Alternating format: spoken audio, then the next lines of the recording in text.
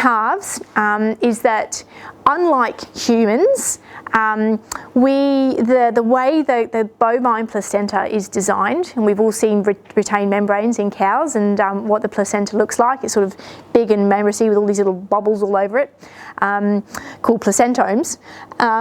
That's the way it's designed. It's designed quite differently to that of a person, or a dog, or a foal, or a kitten, in that it won't allow these antibodies from the mother to be transferred to the calf by the blood. So there's nutrient exchange by the placenta, and that's how the calf grows. But in terms of antibodies, it's too big a molecule to pass across the placenta to the unborn calf. So when a calf is born, it is essentially born without any antibodies in its blood. And that makes it very, very, very vulnerable to disease. Far more vulnerable than a human baby, actually, because a human baby will have some antibodies from its mother before it's even born, because the antibodies can actually cross the human placenta. Doesn't happen in cows. Bit of a design fault in the old cow, unfortunately. I think, someone was on holiday that day when they just decided to create the bovine placenta, but unfortunately that's just the way it is. So the only way we can get antibodies into a calf is via colostrum.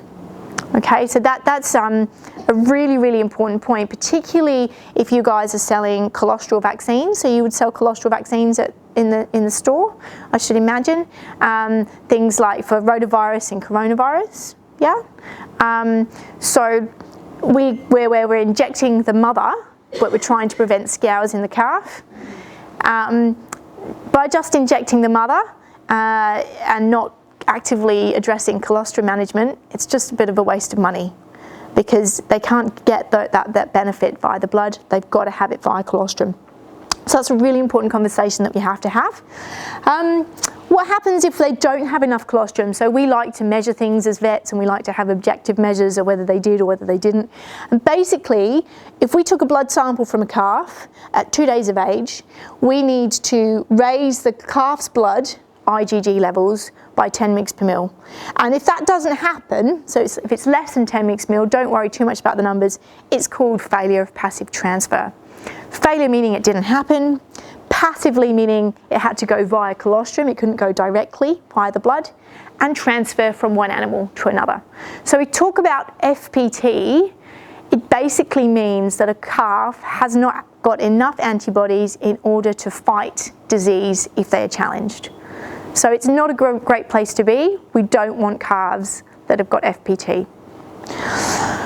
So we know that intake of colostrum is directly associated with FPT. So if they have, there's a lower odds, there's a lower chance of having FPT with the increased volume of colostrum fed. So the more colostrum they get, the less likely they are to have FPT.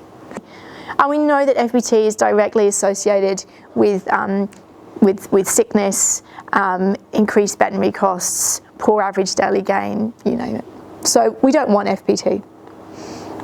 Here we are, increased mortality. Mortality is dead calves, decreased growth rates, increased incidence of calf morbidity. Morbidity is sick calves, mortality is dead calves, so they're more likely to get sick, they're more likely to die if they have FPT.